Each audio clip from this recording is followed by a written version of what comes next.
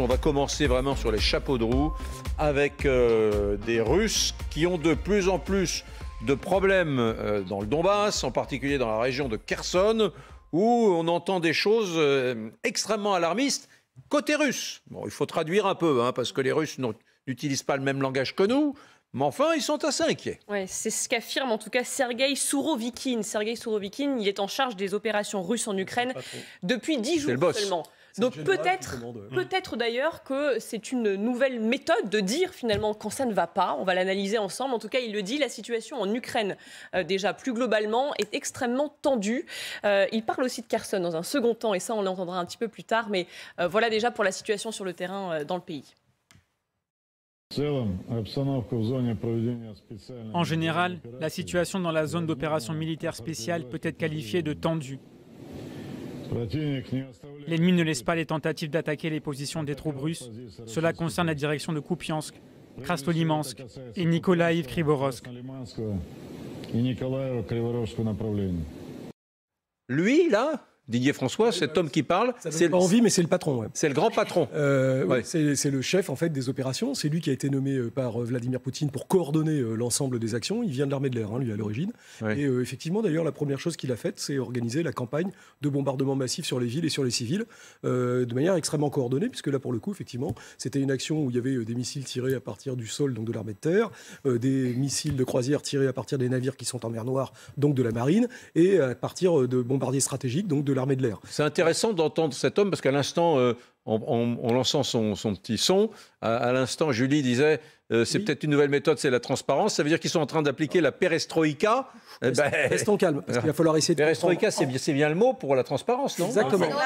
C'est glasnost. Donc ils sont en train d'appliquer la glasnost à l'armée russe de Poutine. Il est en train de dire à tout le monde, finalement, c'est très tendu sur le théâtre des opérations. Mais ils ne disaient pas ça avant les Russes. C'est une feinte. Non, c'est vraiment tendu. C'est vraiment, il y a depuis quelques jours, les combats sont épiques à Bakhmout, en face de Kremina, à Kherson. Il y a une semaine que les deux forces prennent à la gorge et ne lâchent pas. Ça combat très très durement des deux côtés avec des pertes énormes des deux côtés. Mais le fait qu'il l'affirme comme ça, Gallagher, un mot quand même sur ce qu'il annonce, c'est une première, non ? Le 5 octobre dernier, il y a un type qui s'appelle Andrei Kartopolov. C'est le patron du comité de la défense à la Douma. Et il a dit de manière très officielle et publique, il faut arrêter de mentir. Le décalage est bien trop grand entre ce qui se passe sur le terrain et ce que l'armée fait remonter au patron. Pourquoi ? Parce que les correspondants de guerre filment, on a des sources étrangères, les types qui sont sur le terrain filment avec leur téléphone portable, arrêtez de mentir à la population. Donc il y a, si vous voulez, la première des missions de Sourovikine, le type qui vient de prendre en charge de l'armée, de l'opération spéciale militaire comme il l'appelle, c'est de rétablir la crédibilité de cette armée qui n'est tout simplement plus crédible. Et ça passe par la douleur de la vérité des combats et qui ne sont vraiment pas à la faveur des Russes en ce moment. Surtout pas dans le sud. Et ce Sergueï Sourovikine, ce même général qui commande donc les opérations en Ukraine, dit autre chose. Là, il parle spécifiquement de Kherson. L'armée russe va assurer avant tout l'évacuation sécurisée de la population de Kherson, où les frappes ukrainiennes visant les infrastructures civiles créent une menace directe pour la vie des habitants. Et c'est ce que confirme le gouverneur de la région de Kherson, qui lui dit qu'il faut évacuer vers la rive gauche du Dniepr, précisément. Il donne quelques instructions. J'annonce le mouvement volontaire et le départ des habitants du Berezlavski, Belozerski, Alexandrovski et Snegirevski district. Tout ce travail sera organisé et gratuit. Quiconque veut déménager rive gauche peut rester sur la rive gauche de Kherson. Quelqu'un voudra aller plus loin dans les régions de Russie. Bon, ça, c'est quand même énorme. Samantha de Bendern, on a quand même cet apparatchik russe, cette force d'occupation qui dit maintenant, il faut partir, rentrer chez vous. On est en territoire administré par les Russes. Il invite les habitants de Kherson à partir. Oui, alors ce n'est pas la première fois qu'il l'a fait. Il l'a aussi fait la semaine dernière. Peu de gens sont partis, donc il refait appel.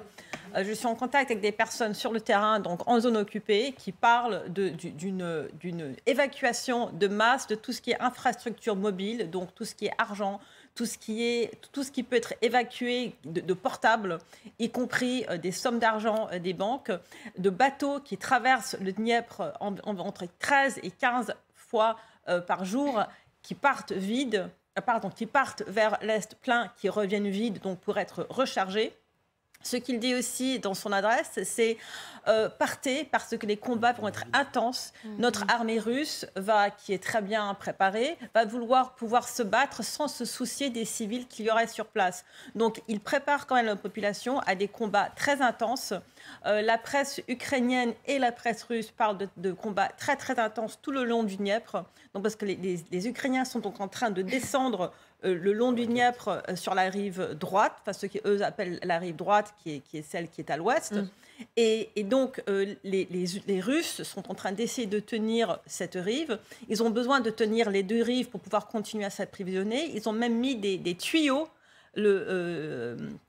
à travers le Dniepr pour pouvoir acheminer de l'essence pour les troupes russes qui sont sur la rive droite. C'est vrai, Samantha, et vous le disiez, on sent que les choses vont se tendre, pour employer le mot du général, et se corser. Voilà ce qu'il dit aussi.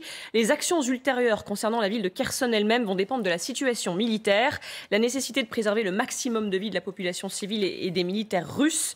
Ça, c'est ce qu'il prône. Et il dit, nous n'excluons pas une prise de décision très difficile. Donc, il va y avoir non seulement les Ukrainiens qui vont tenter de reprendre la ville, et peut-être de manière imminente, mais eux derrière, les Russes, ils vont peut-être bombarder beaucoup. Ah non, vous dites déjà, oui, il faut savoir que là, quand il parle de la population qui doit évacuer, c'est surtout cette population sert aujourd'hui de bouclier aux soldats russes, parce que les Russes ont essayé d'utiliser les barges pour traverser la rive où il n'y a pas de pont, et les Ukrainiens ont bombardé ces barges avec les militaires. Donc maintenant, les Russes ne traversent pas sans les civils. Chaque fois, avec les militaires, il y a les civils sur les barges. Donc les Ukrainiens ne peuvent pas les bombarder, parce qu'il s'agit de la population ukrainienne. Donc ça complique la tâche à l'armée ukrainienne, parce que quand même ça navigue dans les deux sens. Il y a les troupes qui remontent de la Crimée aussi, un renforcement des troupes qui sont restées autour de Kherson, c'est jamais vide. Donc il faut savoir que ça complique énormément les choses. Et concernant les bombardements, avec l'arrivée de Surovikin, il ne sait faire que ça. Il ne sait pas faire autre chose. C'est un général qui n'a jamais eu aucune vraiment victoire sur le terrain, autre qu'en passant par les bombardements de tapis. Sa dernière victoire, entre guillemets, c'est Mariupol. Mariupol, on sait, c'est lui qui était à l'origine de ces bombardements par les bombes de phosphore, par les bombes bariques, etc., qui ont détruit littéralement Mariupol. Donc, il ne sait qu'utiliser sa marque de fabrique, c'est les bombardements, notamment par les drones. Il peut parler de... Voilà, on va dire la vérité, parce que pour lui, maintenant, ça marche, quelque part. Les Ukrainiens souffrent. Ils bombardent les villes, ils bombardent les civils, et surtout aussi les points énergétiques. Oui. Didier, François, pourriez-vous avoir la gentillesse de vous diriger vers le tableau? Nous aimerions avoir un compte-rendu précis, illustré, de l'évolution des combats aujourd'hui, des éléments stratégiques de ces dernières heures. Alors, dans les dernières heures, c'est compliqué parce qu'il y a, comme vous le voyez, il y a depuis maintenant le 15 octobre, date où les Ukrainiens ont lancé une grosse offensive sur l'ensemble de la poche de Kherson, qui est donc sur la rive occidentale de la rivière Dniepro, que vous voyez couler ici. Voilà. Donc, le 15 octobre, les Ukrainiens ont lancé une opération massive. Et les Russes ont décidé de relever le gant, entre guillemets, et au lieu de décrocher, on a envoyé des renforts.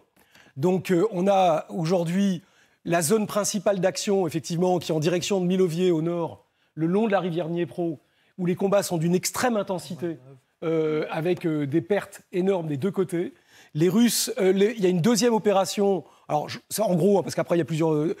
il y en a une deuxième au centre, par ici, qui essaye de faire une pince pour aller vers un endroit qu'on ne voit pas sur la carte, mais qui est dans ces environs, qui s'appelle Nova Karovka, et qui est extrêmement important, parce que depuis le 15 octobre, le pont qui est à cet endroit-là, qui est sur un barrage, a été détruit. Ce qui fait que les Russes, aujourd'hui, ne peuvent vraiment plus l'utiliser, et que l'ensemble des barges qui sont utilisées pour ramener du matériel sont détruites par l'artillerie ukrainienne. Ce qui pose un énorme problème aujourd'hui aux Russes, parce que ravitailler l'ensemble des habitants de cette poche plus 20 000 soldats en munitions, en nourriture et en pétrole, face à une offensive qui, en plus, la troisième offensive, elle part ici, hein, en partant de Nikolaïev, qui est un peu plus haut, le long de l'autoroute, et là, elle est franchement pas très très très loin de Kherson.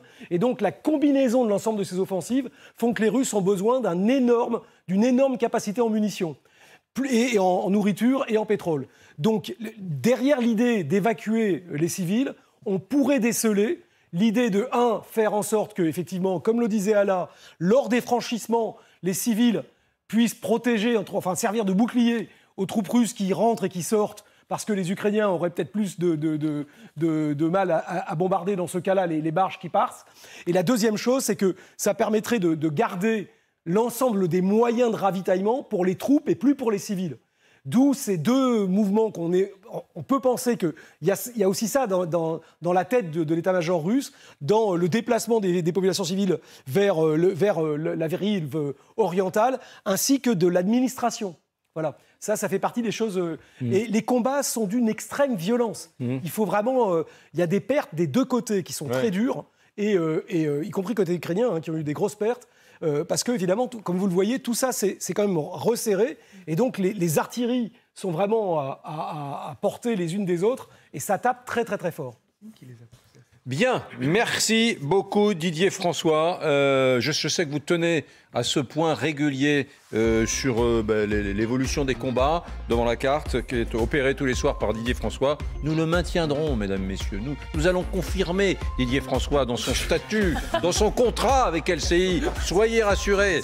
Vous l'aurez demain. Voilà, merci. Vous restez bien sûr avec nous. On va marquer une petite pause. C'est la dernière de cette soirée. Ensuite, on est ensemble sans pub et sans interruption pour plus de 90 minutes. Et nous allons revenir sur des choses absolument dingues. Je vous montrerai encore une fois ce poème dit à la télévision par ce numéro 2 de l'oblast de Kherson, me semble-t-il, qui fait une espèce de poème à la gloire de la Russie, présente sur le monde entier. La Russie en Australie, la Russie à Paris, la Russie à New York, la Russie partout.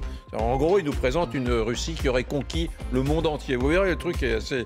Et de façon un peu plus sérieuse, nous allons parler là dans quelques minutes des installations électriques ukrainiennes qui sont en passe d'être détruites massivement par les Russes qui les bombardent, tout simplement, avec un seul objectif, faire mourir les populations civiles ukrainiennes de froid tout l'hiver. Alors, est-ce que c'est une formule? Oui, ils ne vont pas décéder massivement, mais en tout cas, les hivers ukrainiens sont redoutables et ça va être très dur pour certaines villes, certaines populations de vivre sans électricité cet hiver. En tout cas, ça, c'est le projet des Russes qui bombardent centrale électrique sur centrale électrique en ce moment. On vous montrera les images, à tout de suite.